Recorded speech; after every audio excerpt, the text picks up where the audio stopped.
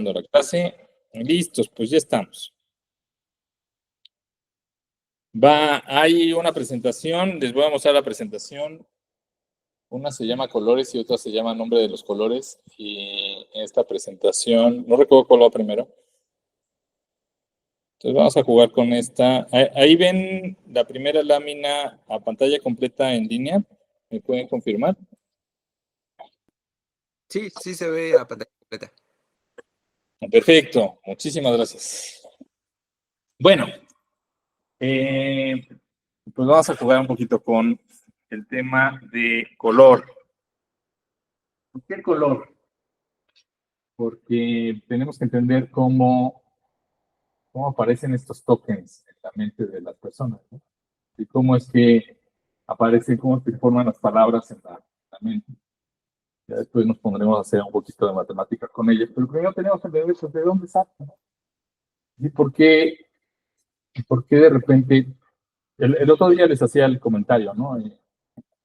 ¿Qué pasa si les defino el color berul? Es un color entre verde y azul. Pues lo interesante es que ya no se los tengo que mostrar, ¿no? Si les digo que es un color entre verde y azul, ya ustedes automáticamente dicen, ah, claro, ya sé que hay un color que tiene un nuevo nombre. Saber hasta dónde llega ese color creo que es lo complicado. Pero la pregunta es, ¿la asignación de los colores es algo cultural o tiene que ver con nuestra biología? Es decir, yo podría agarrar el espectro de colores, escoger un punto al azar, ponerle nombre y luego poner una vecindad de hasta dónde ese nombre es correcto, ¿no? Podría agarrar, no sé, este color, que es como un azul rey, ¿no? Le voy a poner un nombre al azar, ¿no? Un nombre que no sea el nombre que yo conozco. Le voy a poner de nombre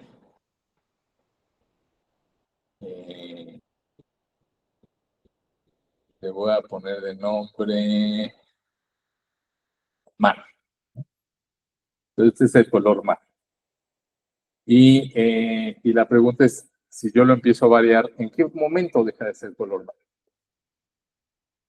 El problema es que cuando me enseñan los colores no me dicen, mira, este es el color rosa y aquí ya deja de ser rosa, ¿no? O sea, hasta dónde deja de ser rosa parece que es algo biológico. Es decir, los colores compiten unos contra otros. Y si te enseño cuál es el azul y te enseño cuál es el amarillo, pues hay un momento en el que digo, chas, esto ya no sé si es azul.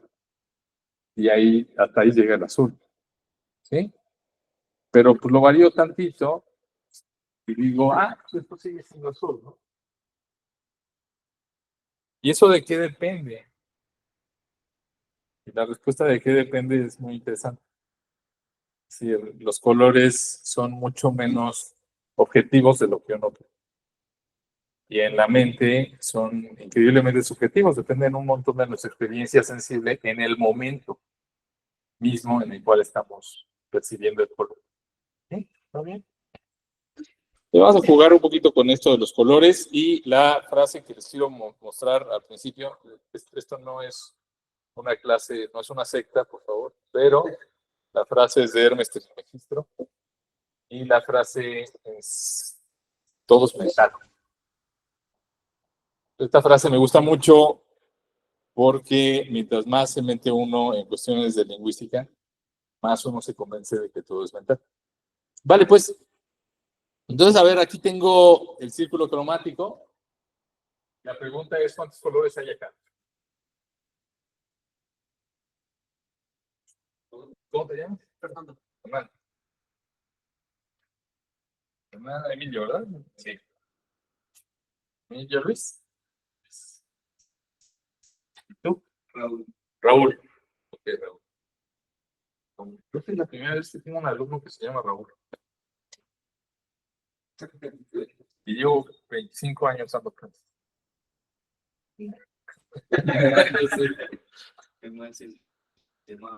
¿Eh? qué mal que sí tenía uno que se llamaba. Y ya no te acuerdas. Tan mal alumno era. No, porque sí me dicen que te acuerdas de dos, ¿no? Del mejor y del peor, ¿no? No sé, siempre me acuerdo del mejor y del peor. Siempre uno se acuerda del más participativo, ¿sí? Y tampoco había tenido un alumno Baltasar. Vale, entonces, ¿cuántos colores hay acá? Bueno, si pensamos en colores como longitud de onda, pues hay un montón, ¿no? No podría contarlos porque pues, puedo ver, si me acerco, puedo ver que hay píxeles y yo entiendo, o yo quiero creer, porque no lo sé, que cada píxel es de un solo color, pero a lo mejor no, a lo mejor agarro un medidor de colores y me acerco mucho y por alguna propiedad de distracción óptica en el proyector, a lo mejor no se cumple eso que digo, ¿no? Puede ser que un cuadrito tenga más colores dentro si lo mido con mucha precisión. Pero mi ojo no lo alcanza. Mi ojo no entiende muy bien. Creo que si vamos con un físico y le preguntamos bien qué es el color, tampoco sabe muy bien. Entonces, incluso esta pregunta a lo mejor se puede complicar mucho.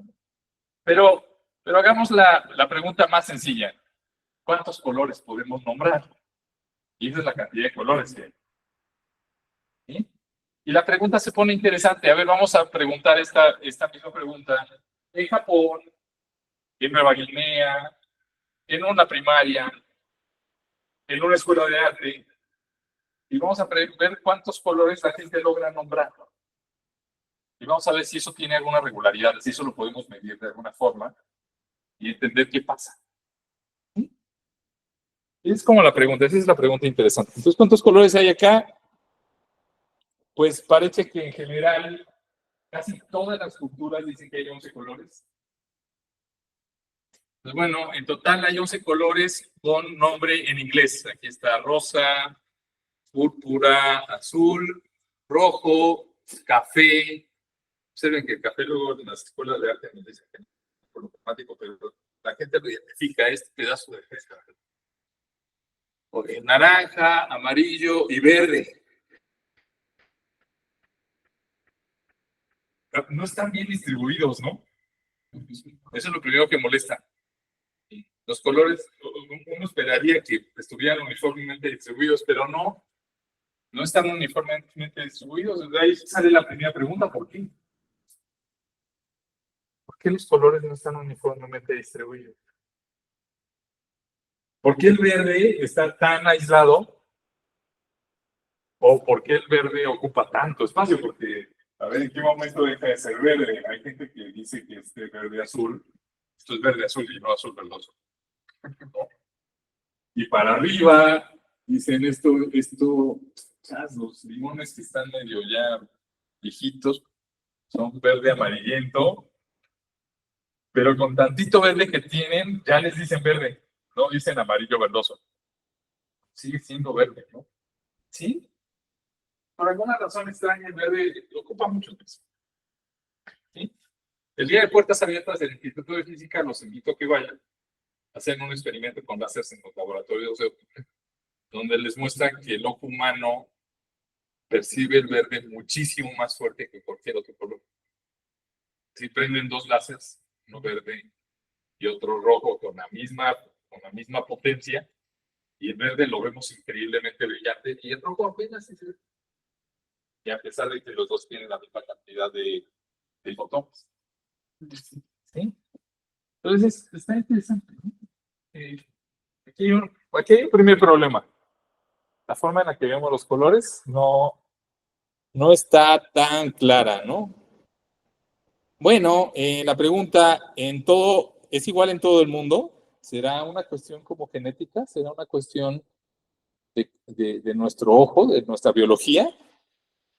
Y pues parece que sí, porque en todos estos países, Estados Unidos, aquí en Brasil, en África, en la parte, en España, toda esta parte, en los Medio Oriente, en Rusia, en China, todas partes son 11, ¿no?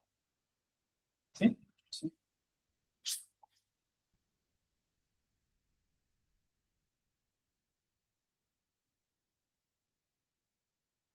hay muchos más colores cálidos. Entonces, ya hablando un poquito de la propiedad de los colores, aquí donde hay colores cálidos tenemos muchas más palabras para nombrar los colores. Y los colores en nuestra cabeza compiten. De hecho, los podemos modelar con ecuaciones de reacción-difusión, viendo cómo en el momento en el que construimos una palabra para un color, ese color trata de competir con nosotros en nuestra cabeza para ocupar la mayor cantidad de espacio posible. Pero los demás también, entonces forman fronteras muy claras luego entre los colores. Siguiendo estos modelos de ecuaciones diferenciales parciales, tratando de ocupar el mayor espacio. Hay otro color que también está compitiendo, entonces aquí llegas, ¿no? Se van formando las fronteras entre los colores. Hay artículos muy bonitos, a ver si les puedo pasar el artículo justamente donde se trata de argumentar esta competencia entre los colores mediante ecuaciones. Pero los colores compiten entre sí y hay más colores cálidos. Tenemos de este lado, podríamos decir que este es como un amarillo rojizo. Pero no, tiene su propio nombre, es naranja. ¿Sí? Podríamos agregarle un poco de blanco al rojo y llegar al rosa. ¿No? Podríamos decir rojo claro. Nadie dice rojo claro, decimos rosa. Y a veces tenemos, por ejemplo, aquí tenemos un montón de colores: púrpura, lila, ¿no? Fuchsia. Tenemos un montón de colores que a veces hasta es difícil distinguirlos. A ver, ¿este color es fuchsia o es púrpura? Yo no sé. ¿Sí? Todos tenemos también, bueno, hay gente daltónica. La gente daltónica no es un problema. Resulta que en África hay personas que tienen 4 tipos de colores primarios. Bueno, 2 sí son daltónicos, ¿no? Pero No, hay una lengua, no sé cuál es, creo que es Ensam, que solo distingue cálidos de fríos. O sea, todo lo que es frío es un mismo campo semántico. Tendrá, o sea, y ahí podría entrar el azul, el morado, el negro, ¿no? Y en otro, que son cálidos, justo, y es que está chistoso, porque si los cálidos acá mucho, tienen amarillo, rojo, ciertos verdes, o sea, es cañón, porque imagínate solo tener 2 divisiones. sí, está interesante. La forma en la que nombramos los colores es un poquito compleja, pero a ver, hablando de la biología, no tanto de la lingüística. Hablando de la biología, nosotros, en nuestros ojos, tenemos 3 tipos de células. Captan color. Tenemos 2 tipos de células en la retina. Tenemos conos y bastones. ¿Se acuerdan de sus clases de anatomía del primer semestre? Podrán recordar que en la retina tenemos 2, o conos o bastones, y son por la forma que tiene la célula. Las células o parecen conitos o parecen bastoncitos. Y los bastones se encargan de detectar la luminosidad, es decir, ven blanco o ven, pues si no son activadas, pues mandan la información al cerebro de que hay un negro. Y el cerebro interpreta. Si a lo mejor algunos de ustedes lo tienen volteado y ven el rojo, el negro, blanco, negro con respecto a mi experiencia, no sabemos, ¿no? No hay forma de saber eso. Cada quien tiene los colores cambiados, pues cómo creció su cerebro. Por eso No hay hay gente forma que de se viste tan feo, ¿no? los colores cambiados. Hay mal gusto, sí. No pasa nada. Pero bueno, así pasa, ¿no? Es decir, los conos, perdón, los bastones justamente indican la cantidad de luz. Y los conos, tenemos conos de diferente tamaño, y los conos de diferente tamaño capturan diferente espectro de luz. Es decir, tenemos conos para la luz roja, tenemos conos para la luz verde y tenemos conos para la luz azul. más o menos, porque la biología pues ha ido evolucionando, pues, se puede, como el camino evolutivo permite. Y resulta que los bastones que agarran verde también agarran un poco de azul y que agarran un poco de rojo. Los que agarran azul, nada más agarran azul. Cuando agarran azul y un poquito para acá y un poquito para allá, pero no mucho. Los conos que agarran verde agarran, o sea, son excitables con un poquito de casi cualquier color. Pero con el verde se quitan mucho. Pero si les pones tantito rojo, también se excitan tantito. Entonces, los conos del verde son unos conos bastante conflictivos, términos biológicos. Pero pues ahí están, fue lo que la evolución nos dio. Hasta ahí llegó. ¿Sí? Bueno, salvo las mujeres que tienen tetracromatismo, ¿no? Hacia allá vamos, justo.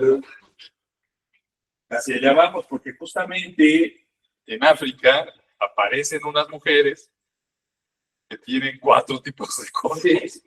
Pues para ellas todos somos daltónicos, ¿no? Para ellas absolutamente todos somos daltónicos, ellas pueden ver colores que nosotros no. Para ellos nos vestimos nosotros. Sí, ¿no? Yo no asociaría a los daltónicos con gente que se dice mal. Y no lo asociaría porque pasa algo muy curioso. Hay muchísimos diseñadores daltónicos. Y como también pasa en psicología, que hay muchísima gente mucha gente loca en psicología. Justamente por eso, ¿no? Porque si has tenido muchísimos problemas psicológicos en tu vida, quieres entenderlos y estudias psicología. Sí, eso pasa mucho. Pero también pasa en diseño. Hay muchos artistas que son daltónicos. Sí. Entonces, y que estudian diseño. Yo antes daba clases de matemáticas para diseñadores y me tocó un par de veces estar dando la clase, de repente, decir, bueno, aquí se ve claramente que todos los colores son diferentes. Y de repente que alguien me levantara la mano y me dijera, ¿cómo? Tengo que dar la mano. Pues, tanto que no lo sé. Así como, pero bueno, pasa. Nada más hay que decirle que ya no va a poder ser piloto nunca más. Sí, todo bien hasta aquí. Va. Pues bueno, aquí están las regiones más o menos en las cuales se parte el espectro para poner colores. Y, pero a ver, vuelvo al punto. Esta división de colores no es absoluta, no es objetiva. Esta división de colores surge de darles el círculo cromático y pedirle a la gente que lo parta en pedazos. Y este es el promedio de cómo la gente más o menos lo parta. Pero se modifica. Si yo les muestro esta pantalla, yo les pido que vean algo rojo, ¿no? Y los dejo viendo algo rojo durante 5 minutos. Y luego les muestro el círculo cromático, lo parten diferente. Porque los ojos no ven de manera absoluta, ni siquiera de manera subjetiva con su propia experiencia y su propia historia y su propia biología. Sí, puede variar la percepción pues, todo el tiempo, por eso hay ilusiones ópticas. Yo puedo ponerles un color, por ejemplo, este rojo, y rodearlo de un rojo mucho más intenso, y entonces el ojo se empieza como a acostumbrar. De repente nota que este rojo no era tan rojo, y lo empieza a ver azulado, o lo empieza a ver naranja, o cosas por el estilo. Es decir, también depende mucho de lo que rodea los colores, cómo nosotros vemos el color. Entonces, los colores son muy engañosos, y la experiencia es muchísimo más objetiva de lo que uno puede alcanzar. Bueno, a ver, estamos analizando esto con los colores, pero piensen lo que esto pasa si pasa con los colores que están tan asociados a una experiencia que parece muy cercana a la realidad. ¿Qué pasará con todas las demás palabras? ¿No? Por eso creemos que somos libres cuando en realidad somos bien esclavos. Porque el sistema nos da como pequeñas señales de que somos libres. Y comparamos y así cambiamos nuestra percepción de las palabras. ¿Sí? ¿Dónde comienza un color y dónde comienza otro? Bueno, ya les spoileré un poco la respuesta. No está claro. ¿Y por qué este color decimos que es amarillo rojizo y este ya es como naranjita? No está muy claro qué significa que un color reciba el nombre que le damos. A ver, por ejemplo, ¿pueden distinguir estos dos colores? Es muy cerquita, ¿no? A lo mejor un artista así, pintor, los ve y dice, claro, son súper diferentes. Pero para una persona más normal, pues igual y no, no.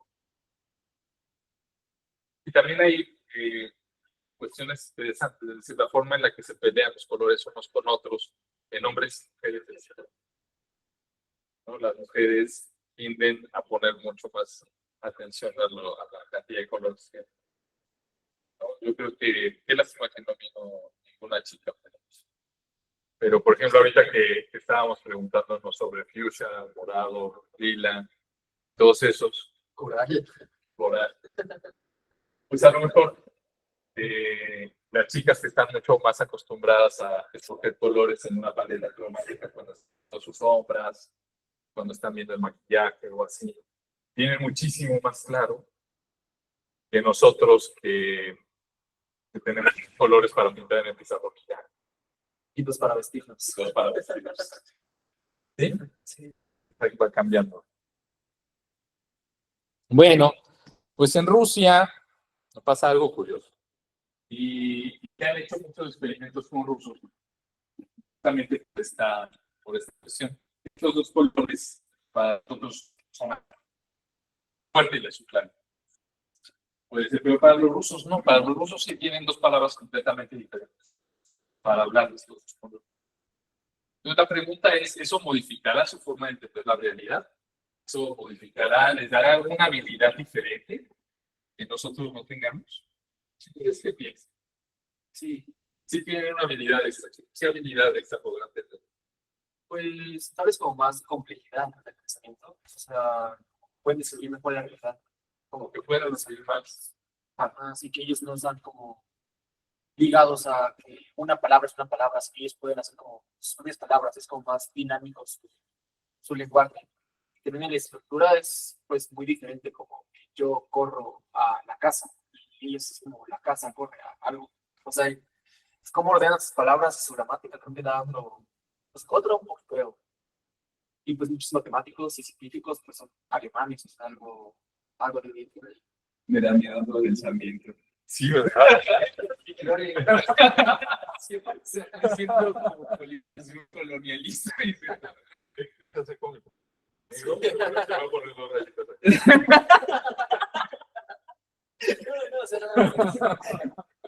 Está bien, está bien.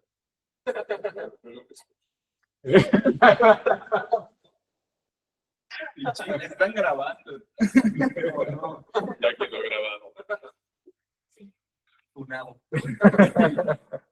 Nada más tienes que decir tu nombre completo. Sí. Para terminar la grabación. No, está bueno. A ver, me gusta eso que acabas de decir porque por ejemplo, a mí me llama mucho la atención cuando los japoneses tratan de aprender alemán. Cuando los alemanes tratan de aprender japonés, porque tienen estructuras de pensamiento bastante diferentes. Y los japoneses tienen bien poquitas palabras.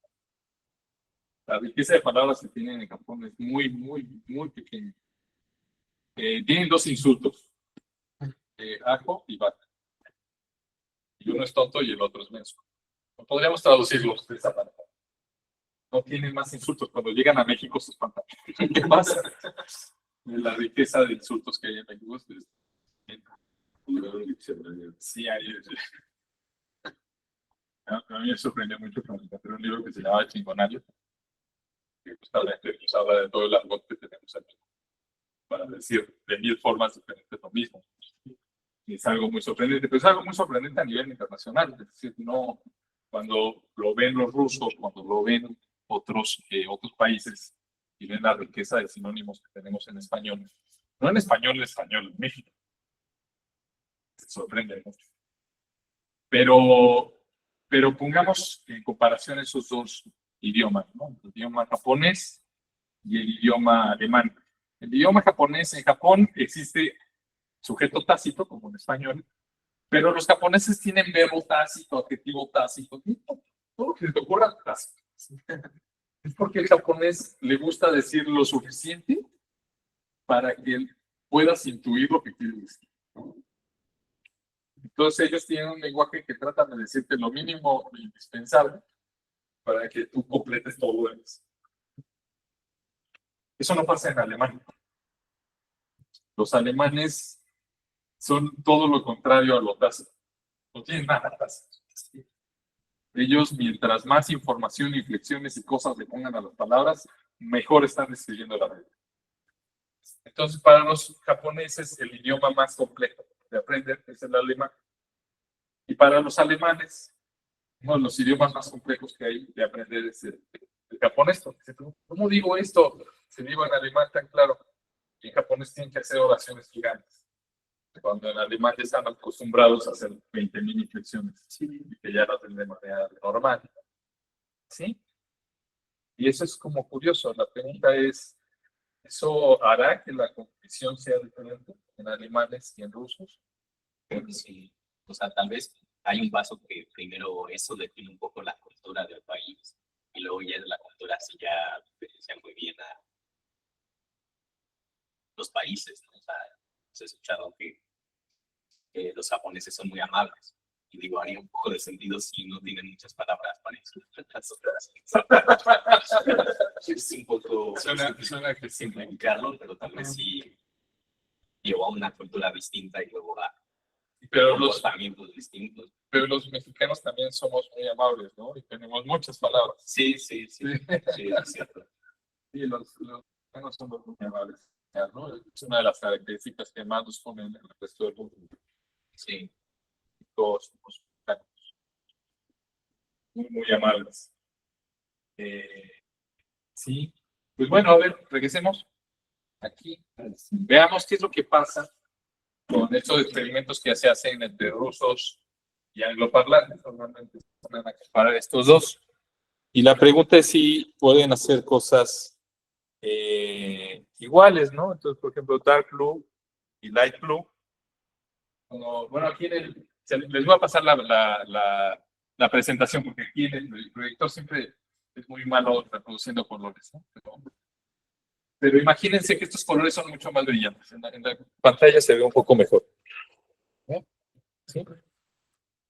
Y lo que se le pide a los de habla inglesa es que clasifiquen en azules claros y azules oscuros. Y hacen esta clasificación. Cuando se le pide a los rusos que hagan esta clasificación, los clasifican así. Es un poquito diferente. Hay colores que no caen exactamente en el lugar. Pero lo que sorprende es la velocidad con la cual acomodan los colores. Mientras que en inglés, las personas de repente agarran un color y lo dudan. Este será azul oscuro, será azul claro. Pues, ¿qué azul es? Lo dudan mucho y los rusos no. No tienen dos palabras y como esas dos palabras ya compitieron mucho en su propia percepción y sus redes neuronales ya se adaptaron muy bien para poder distinguir esos dos tipos de palabras, los rusos son increíblemente veloces separando estos colores. Y todo el resto del mundo no. ¿Sí? Podemos poner un ejemplo un poco más complejo. Los inuits, los mates, tienen 5 palabras para decir blanco. No existe la palabra blanco. Tienen 5 palabras para describir el color blanco. Y bueno, pues cuando tratamos de hacer la traducción de esos 5 colores de blanco al español, tenemos que decir blanco tantito amarillo, este es un blanco como más frío, este es un blanco como más gris, este es un blanco, no sé. Y uno empieza a describir esos 5 tipos de blanco. Y no es que no los podamos ver porque no tengan nombres, significa que tenemos que usar más palabras para escribirlas. Y al final logramos describir esos tipos de blanco. Cuando le pedimos a alguien, a ver, clasifican toda esta paleta de blancos en estas 5 categorías, pues los que no hablamos, sino y tardamos un montón y de repente tenemos mucha duda, este blanco, ¿qué tipo de blanco es? Y los lo hacen muy rápido. Sí. Lo hacen muy rápido y cuando logramos mapear esos blancos en un círculo cromático, vemos que las áreas del blanco están más o menos bien definidas. Y las personas que no hablamos no lo están. De repente las manchas de blanco en unas formas raras. ¿Sí?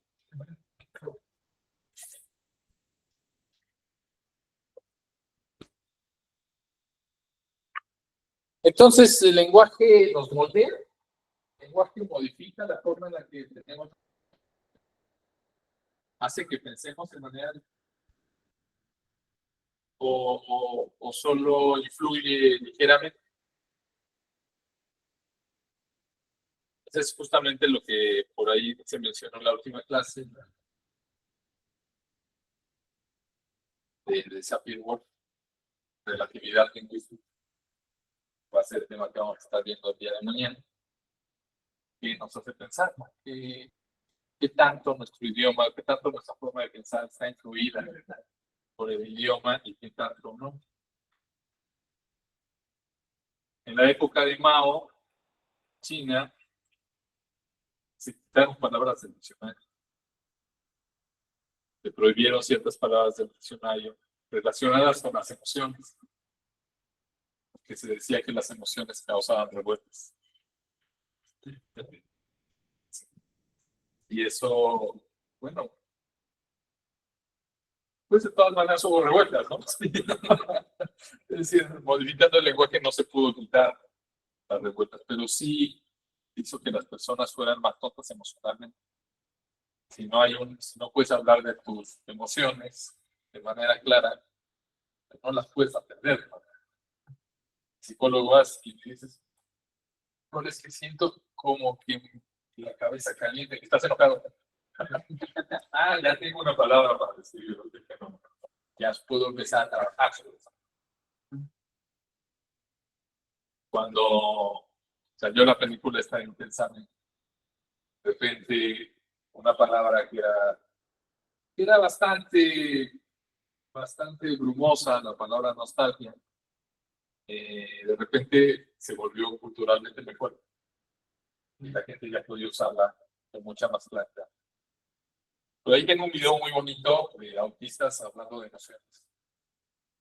Y hay una emoción que me encanta. Hay un chico que dice, yo tengo hipo mental. ¿No? Entonces, ¿qué emoción será esa? ¿No? ¿Qué emoción será el hipo mental? Justamente hablaba de que tenía cambios de emoción, como si fuera ahí. Uno dice, qué forma tan curiosa de describir estos cambios como bipolar. Es que tiene Tiene otra forma así, ¿no? No, bueno, es que mismo es provocado sí. el Rafa, ¿no? Pero ser involuntaria. Para tener hipo mental tendrías que tener un diafragma. O algo involuntario. Sí. Pero justamente las personas que tienen trastorno bipolar no pueden controlar sus emociones, tienen como hipo mental. Si se tiene relación. Parece. Pero ya en el momento en el que lo escuchamos, ya cuando nos lo explican, ya logramos pensar en eso. Pero como les platicaba en la primera clase, ¿no? Parece que el tema de la relatividad lingüística se detiene en nuestra capacidad para entender las palabras que nos están comunicando. Pero hay palabras muy complejas. Yo voy a una primaria y les hablo de la palabra libertad. Seguro voy a tardar un buen rato en tratar de explicárselas y a lo mejor no lo logro más que en situaciones demasiado simples relacionadas con el entorno de los niños. Y explicarles el concepto de libertad un poquito como lo estuvimos platicando en la última clase que platicamos de libertad. No sea algo tan sencillo. Pero lo mismo pasa con los tecnicismos que tenemos aquí en la carrera. Palabras que están increíblemente rodeadas de un montón de cultura. como la palabra categoría, matemáticas, y que ahí la relatividad lingüística dijo que tiene un golpe fuerte, ¿no? Si es tan fácil es poder transmitir el significado de una palabra de acción completa a una persona que nunca tiene esa palabra. ¿Todo bien? Sí. ¿Te gusta? Sí. Está padre, ¿no?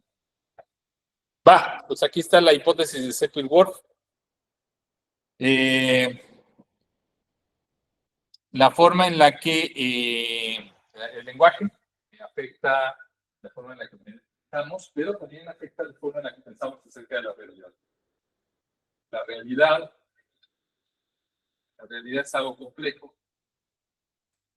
Y en esta clase me gusta mucho adoptar la visión de la realidad de Kant. Kant era un filósofo de Viena muy famoso, muy obsesivo. Supongo que era autista, pero en aquella época no existía la palabra autista. Dicen que la gente, en vez de... En aquella época los relojes eran de cuerda, ¿no? Y pues los relojes se atrasaban hasta 10 minutos por día. Eran bastante imprecisos. Entonces era muy común que hubiera pues, las campanadas de la iglesia y la gente sacaba su reloj y ajustaba la hora. Y así pasaban un montón de cosas, ¿no? Es decir, era algo muy común antes estar ajustando la hora de los relojes. Y a mí todavía me tocó estar ajustando la hora de mi reloj. Que ya ahorita no. Ya ahorita todo el mundo tiene un reloj que se sincroniza con los relojes atómicos del mundo. Y con eso funciona la economía mundial, ¿no? Vamos saber si una transacción se hace más que otra. Un montón de cosas dependen de la precisión de los relojes que tenemos que con nosotros. Entonces, esta idea de que los relojes había que ajustarlos en ese sentido. Pues dicen que la gente prefería ver el momento en el que Kant pasaba caminando para ajustar su reloj, que justo ver relojes de las relojerías o escuchar las campanadas de la iglesia, porque Kant era increíblemente preciso sobre su agenda. También, no fallaba. Entonces, Kant tenía una percepción de la realidad bastante interesante y Kant introduce dentro de la filosofía el concepto de no. Pues no es todo lo que está fuera de nosotros. Yo estoy viendo a través de mis ojos. Pues en realidad no estoy viendo a través de mis ojos, en realidad estoy percibiendo una imagen mental de lo que mis ojos logran transmitir a mi cabeza. No tengo un acceso directo a la realidad a través de mi cognición. Todo funciona a través de un pequeño escenario mental. Se construye a través de un montón de filtros y procesos cerebrales a los cuales no tengo acceso. Y al final, yo vivo en algo mental. No vivo en la realidad. La realidad es algo que es. Y Kant le pone nombre, dice, la realidad le voy a poner el nombre no. Y eso significa que no está mi acceso. No tengo formas ni siquiera de saber si es real o si existe. Sentidos no me dan para tanto. Sentidos nada más me dan para lo que se interpreta. Entonces ahí es donde después se construyen otros objetos encima. Llega la frase de que todo es mental. Entonces todo es mental, todo es construido a través de nuestras percepciones. Nuestras percepciones están fuertemente influenciadas por las palabras que tenemos. No solo porque nos permiten hablar de los elementos que le ponemos nombre en la realidad, sino porque las palabras compiten entre sí para generar categorías diferentes dentro del cerebro. Entonces, la forma en la que se parte nuestro cerebro de estas categorías depende de nuestro vocabulario y depende de nuestras palabras. ¿Todo bien? Pero yo le diría a Kant, depende de nuestras palabras, porque hay lenguas que dependen de la naturaleza para clasificar sus palabras. O sea, Kant dice que todo es mental, ¿no? Y que Bueno, no exactamente, palabras, esta es mi interpretación de Kant. Y que nuestras palabras definen un poco esta clasificación mental. Sí. Pero pues, estamos viendo en la clase que esas palabras están definidas por la realidad del mundo, no de nuestra mente. Pero va, quédate con esa idea, la platicamos el día de mañana. Voy a tratar de atacarla Sí. y voy a tratar de convencerlos de que absolutamente todo está, ¿vale? Vale. Vale, si están ahí en Meet, espero que les esté gustando la clase. Nos vemos el día de mañana. Se cuidan mucho. Chao, chao.